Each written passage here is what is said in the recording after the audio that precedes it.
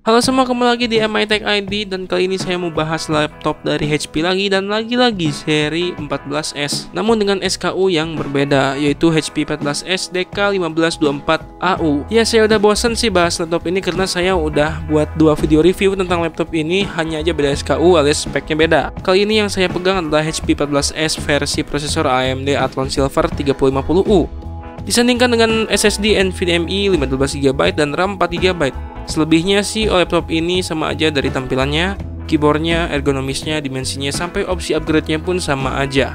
Tapi dari I/O port hanya SD card reader yang diilangin. Entah kenapa padahal SD card reader ini masih cukup kepake buat beberapa kalangan. Ya, jadi sekarang saya mau bahas dari sisi hardware utamanya ya.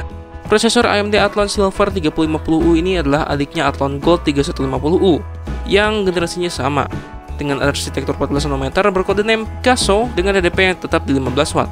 Sayangnya prosesor ini hanya mendukung speed memory up to 2400 MHz aja, dan juga Athlon Silver 3050U ini dipangkas jadi tanpa hyperthreading, alias cuma dual core 2 thread aja, dan bisa dibilang lebih irit daya dan otomatis performanya kepangkas. Prosesor ini sudah dilengkapi iGPU Radeon Vega 2 yang sudah cukup untuk komputasi sehari-hari. Tentu untuk bermain game ringan pun masih bisa diandalkan. Kelebihan laptop dari SKU ini adalah HP sudah ngasih SSD NVMe dengan kapasitas yang gak nanggung-nanggung, yaitu 512GB. Jadi dari mulai booting sampai akses data itu gak lemot.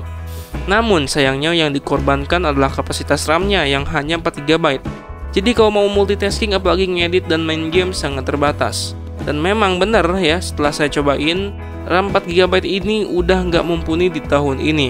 Dan akhirnya saya tambah RAM-nya dengan satu keping 4GB DDR4 karena laptop ini tersedia 1 slot lagi. Dan akhirnya jauh lebih nyaman.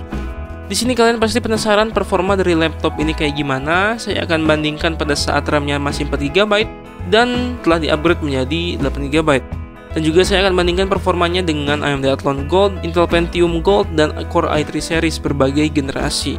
Oke, kita langsung aja lihat benchmark dari Cinebench R15. Kita lihat di sini performa Athlon Silver bisa head to head dengan Intel Pentium Gold 5405U dan jelas udah di atas Intel Core i3 seri U Coffee Lake ke bawah. Lalu dari benchmark Geekbench 5 hasil skornya gak jauh beda dari pengujian Cinebench R15, kurang lebih mirip-mirip. Tentu aja untuk rendering Premiere Pro Project Download Films Unjust Meredita yang di scale ke 1080p dapetin waktu render di 10 menitan. Kalau kita render di 4K saya yakin bakalan lama banget.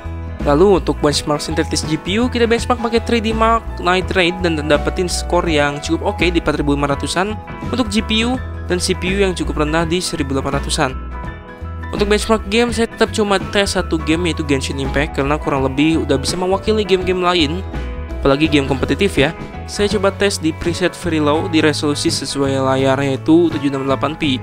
Saat RAM-nya hanya 4GB, game ini hanya bisa berjalan di rata-rata 24 fps dengan 1% minimumnya di 7 fps, dan tentu saja banyak stutteringnya karena kekurangan resource dari RAM, dan juga bandwidth untuk iGPU-nya pun kurang karena single channel.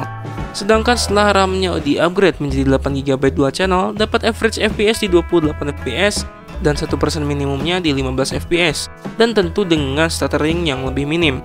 Saya pun gak nyangka prosesor paling entry level dari AMD ini bisa memainkan game semacam Genshin Impact dengan gameplay yang cukup playable ya.